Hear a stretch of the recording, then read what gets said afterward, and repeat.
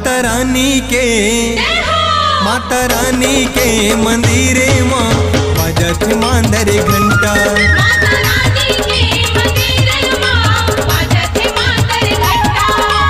सेऊ के मन तोर महिमा गावे हो, सेऊ के मन तोर महिमा गावे, सेवा बजावे पंडा माता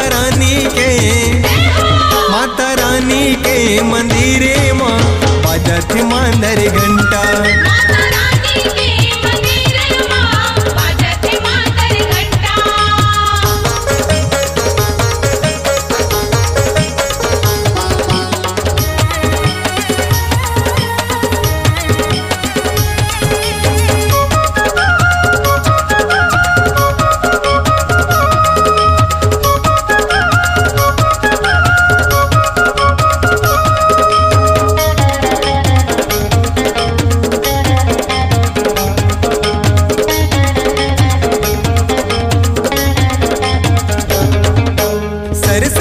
सर पवन चलाए भुवन तोर बाहर दाई।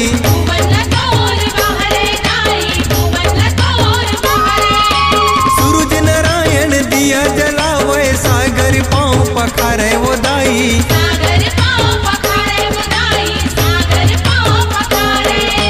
जम्मो चिरई कोई नहीं पड़की मैया तोर जस गावे वो दाई।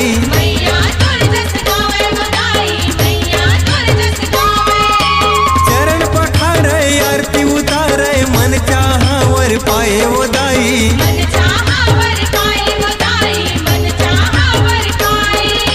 तोर मंदिर हाँ मन ला भाए हो, तोर मंदिर हाँ मन ला भाए, कर्म नाचे डंडा माता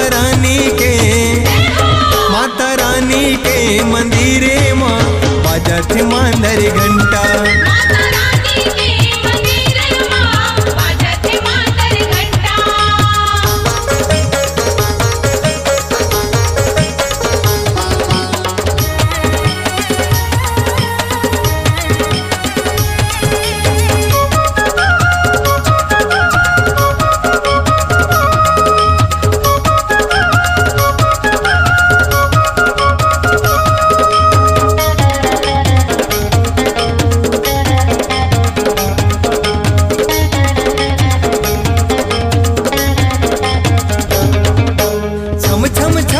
लंगूरे नाचे सबके मन ला भाए वो दाई।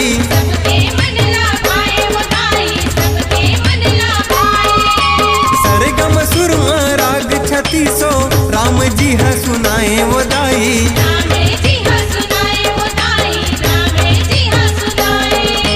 सबके दुलरवा लक्ष्मण भैया ताली सुघर बजाए वो दाई।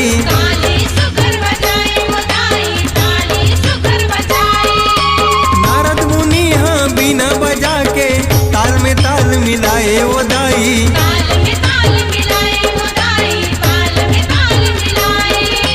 सिया जी हाँ सिंदूर लगावे हो, सिया जी हाँ सिंदूर लगावे, पहरावे देवता झंडा माता रानी के मंदिरे माँ बजत मांदर घंटा।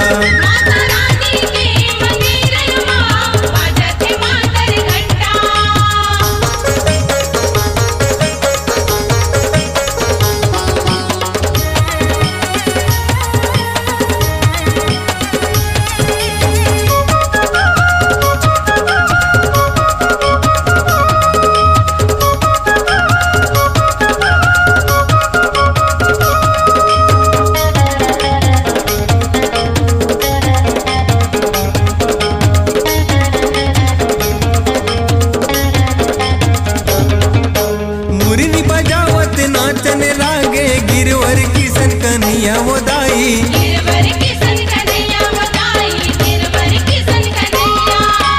राधा रानी घर के पानी चरण पखारे पैया वो दाई।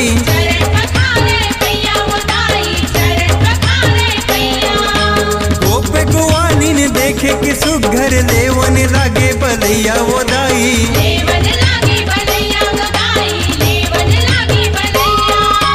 मगन होके सब पे फूल बरसावे, मुझ मुझ हासे तय हावो दाई।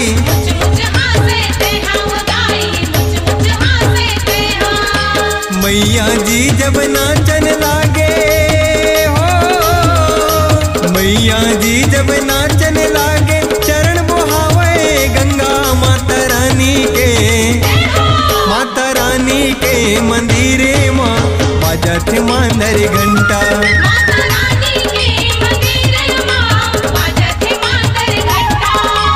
सेऊ की मन तोर महिमा गावे हो, सेऊ की मन तोर महिमा गावे, सेवा बजावे पंडा माता रानी के, माता रानी के मंदिरे माँ बाजत मांदर घंटा।